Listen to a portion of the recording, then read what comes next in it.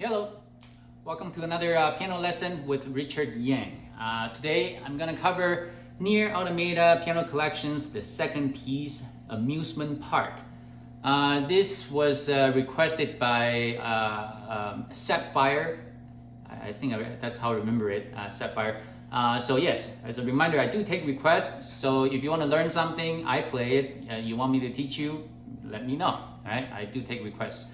However, I did say yes to this request, but after I did, I wonder what I'm gonna cover, because this is, to be honest, this is one of the easiest pieces in this album, except for the fast octave section. Okay, otherwise it's very, very simple.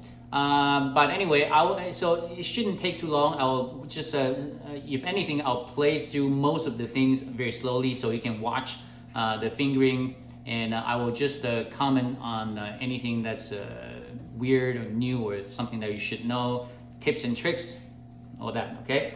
Now the sheet music, I'll provide a link below. It's based on this transcription by Zakid. So he did a lot of transcriptions for the NieR Automata album because the sheet music for the piano collections is simply not officially released ever. That sucks, but this is as good as it gets, so I'm gonna start in the beginning.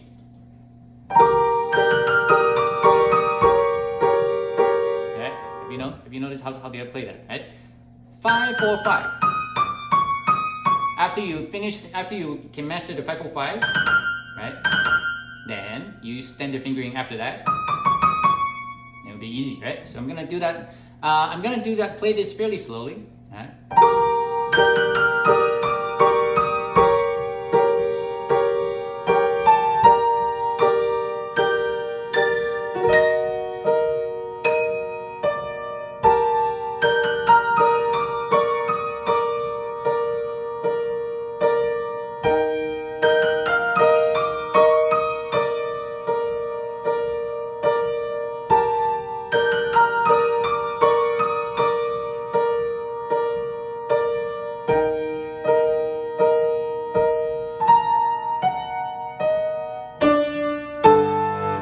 So hopefully you can see the fingering from the video. Now I'm gonna show you, the thought process on when I play this, what's happening, right? So I'm on a measure 5 right now.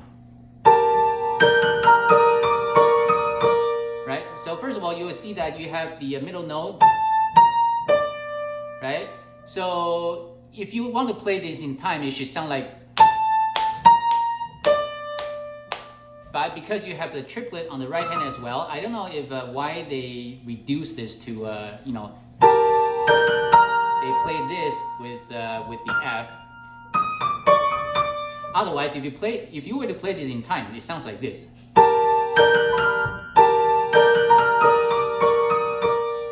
But the request OST doesn't play that way, so you don't have to. And now on the accents, right? So on the accent notes, whenever there are accent notes, I believe I can check this. I use my thumb, no matter if it's right hand or left hand. If there's for example the fourth beat in measure 5, the D is shared between the left hand and the right hand. I always play with the hand that has the accent. So if that makes sense, right? So you can now here. Accent is on the right hand, so I use my right hand to play the shared E flat and the D as well.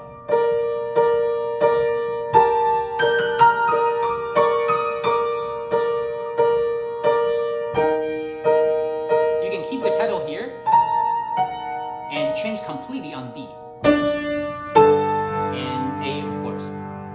Right? So that takes us to section A. So section A, let's take a look at the left hand first.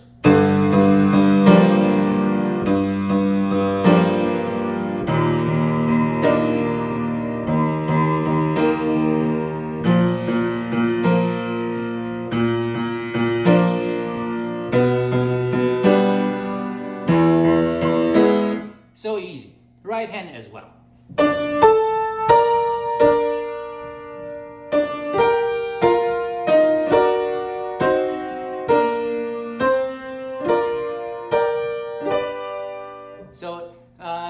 this, I'm not. This is so easy. I'm not gonna even talk about it. But please do pay it. I'm going to play through this fairly slowly. Do pay attention on my fingering, especially as it relates to, say, measure 19, for example. Right? I even on this G chord, I share the notes between left hand and right hand so that I don't need to move my hands around. See, I don't need to do that.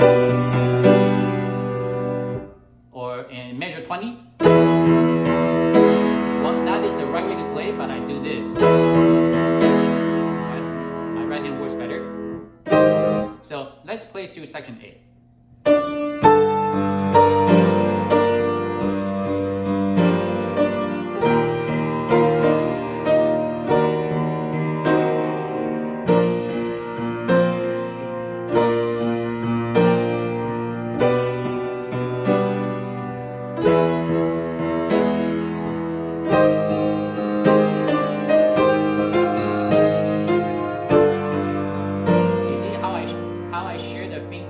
Fingering between the right hand and left hand, just so that the goal is to minimize hand movement.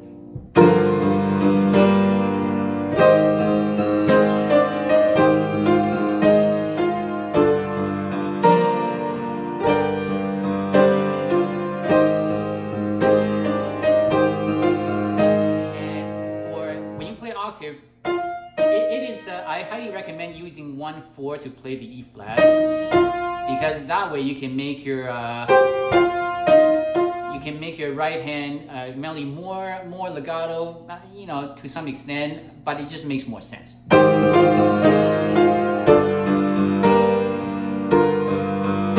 Again, you can see that technically this is a chord like this, but I play like this so that I don't need to change my hand position. Okay.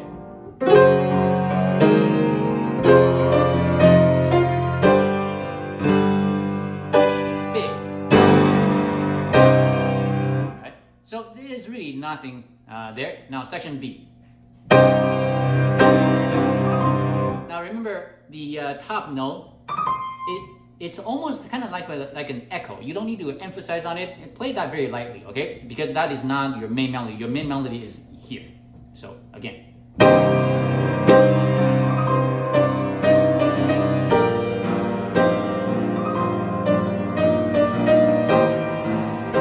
Remember, A is neutral, not flat, okay? I always got that confused.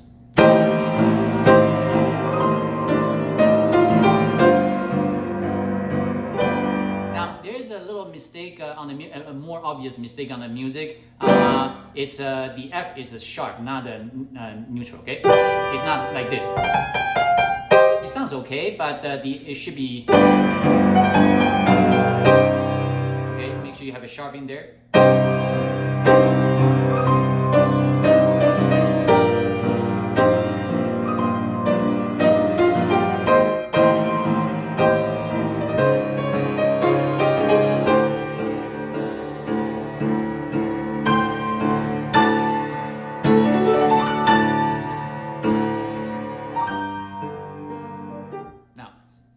Again, as you can see, very easy. Section C. Section C, again, I'm just gonna play through this. So you will have the sheet music in front of you, and you will have the YouTube video to show you my fingering. So you should be all covered. Just pay attention on how I place my fingers, because I don't play the way it's written, as in the left and right hand wise. So the way it's written is like this.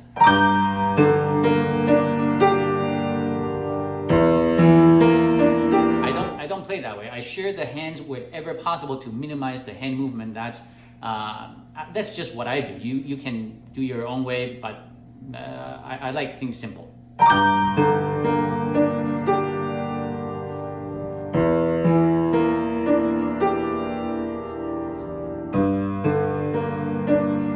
As you can see, I have minimal hand movement.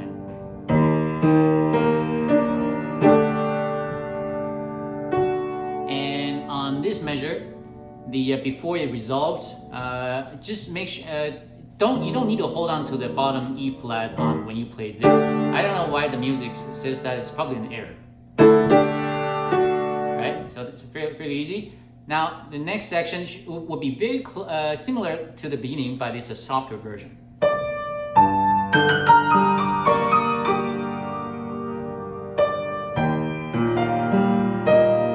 So you can watch the fingering from the video, that's really it.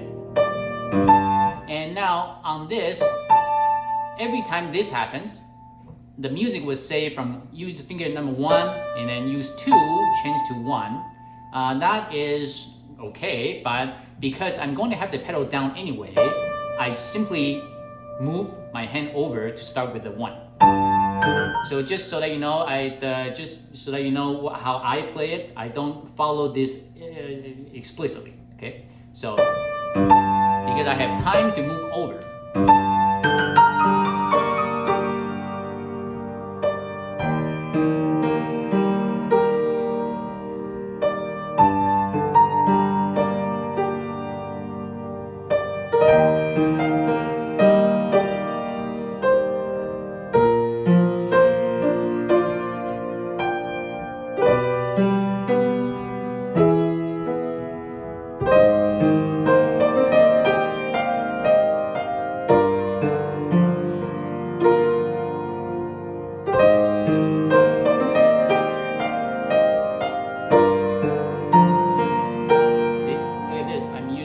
To play the E flat, much simpler.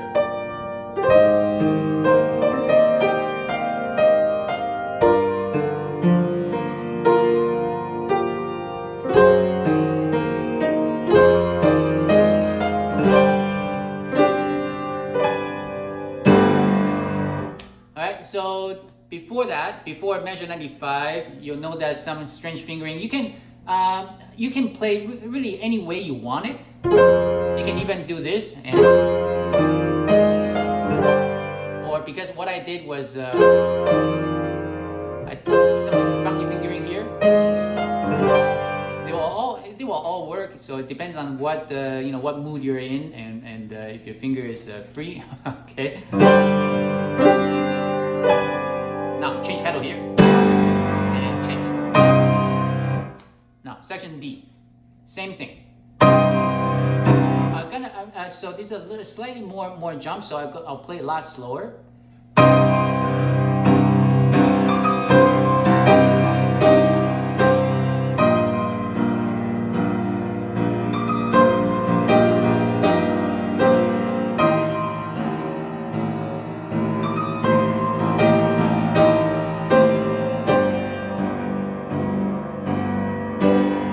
F sharp.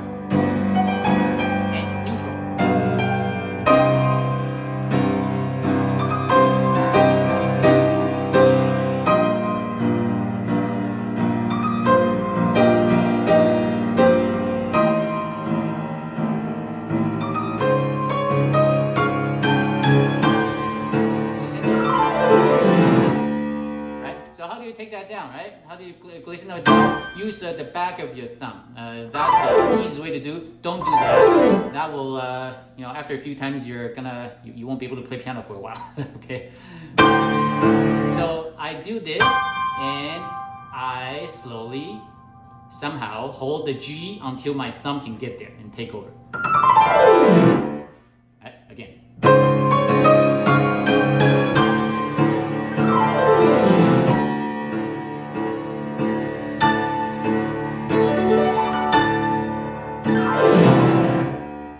So this one goes really fast. Yeah, you got it? All right, now this part is the first. It sounds pretty cool, but the later half, the octave part, that to me is unreasonably difficult because it's not supposed to be difficult, but because it's octaves.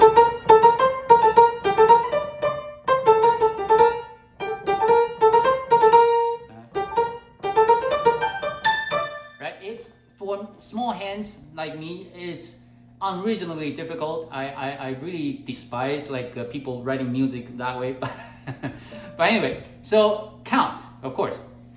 How do you count? Or if you want to count on 8 notes.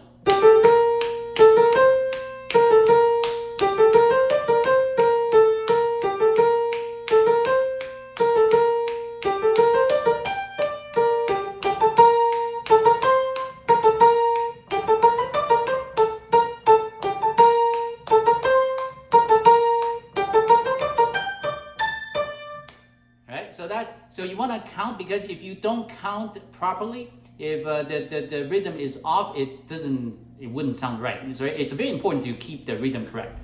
So the way when you play it, it's really, of course, you cannot just keep clapping your to count when you play. So the trick that I have, it might be very stupid for me to say this, but try this. I use my left hand wrist movement to count. See? I do this. Okay? And of course, it looks extremely stupid. So once you know how the rhythm, once you're used to it, don't shake that habit, right? This is just for me to a lazy way to count, because I don't really like the metronome. So I use my body part somehow. Sometimes I use nodding, sometimes I use tapping, or this, or making a sound with my tongue to count. So you can count all, many ways, whatever works for you.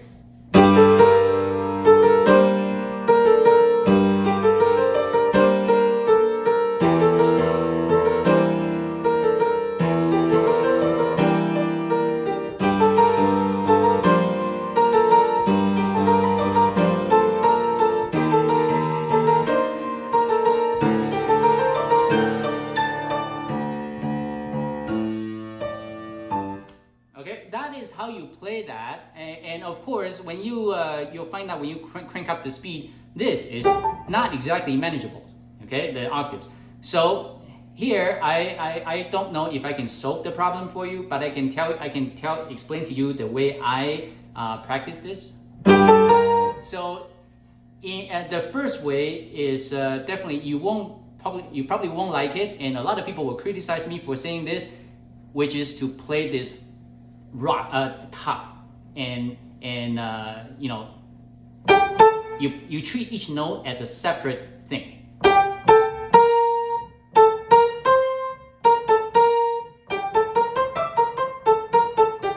Like you'll get all tensed up, but that is ideally when you play music, you're not supposed to be tensed up, but you're doing this exercise only because you want to get familiar with the notes.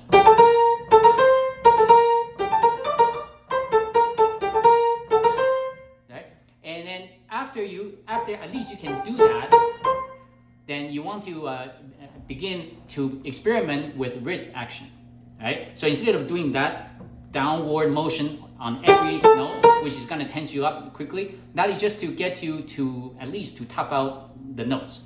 Now, after you can do that, you want to start to relax by using your wrist instead of the whole arm movement, right? So this goes like this.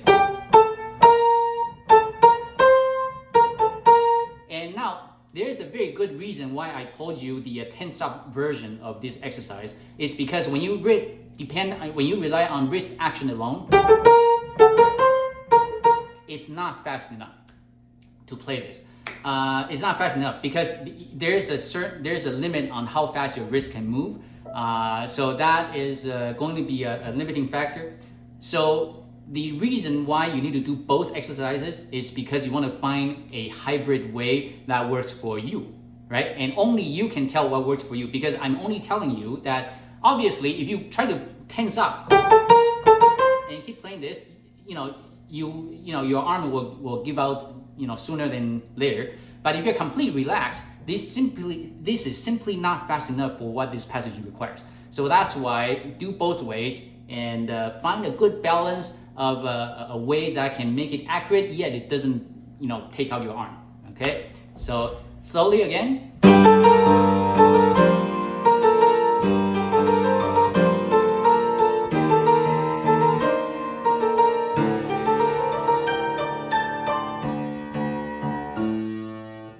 Now everything will be exactly the same until there is a slight change on measure 150. So let's go to 150, right before 150. Now, there's a arpeggio going up. Right? So to play this, obviously you need to know how to play arpeggios. Right? This one, it doesn't involve changeover. It simply involves moving your hand position completely. So you should at least know how to do this. Okay, that should be no issue. Now remember, we have 1, 2, 3, 4, 1, 2, 3, 4. Okay, so just know where to land your left hand.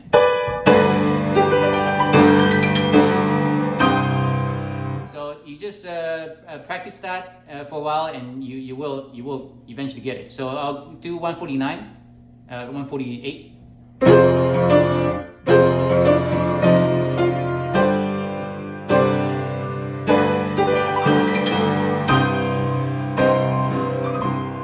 Right, I hope that makes sense.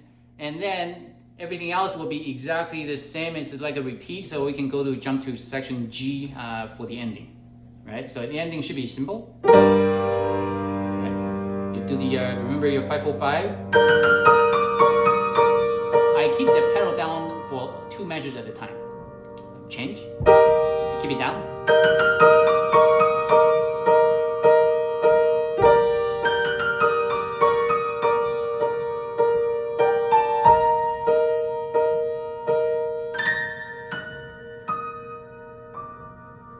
Right, so the last notes, I play them a little bit like almost like detached, but I have my pedal down, so that should be fine. And that is the end. So as you can see, it's a very, very simple, except for those octave runs. That is just insane. It's unreasonable. Otherwise, happy practicing. I'm pretty sure this, other than the octave section, if you cannot really play octaves, just use single notes.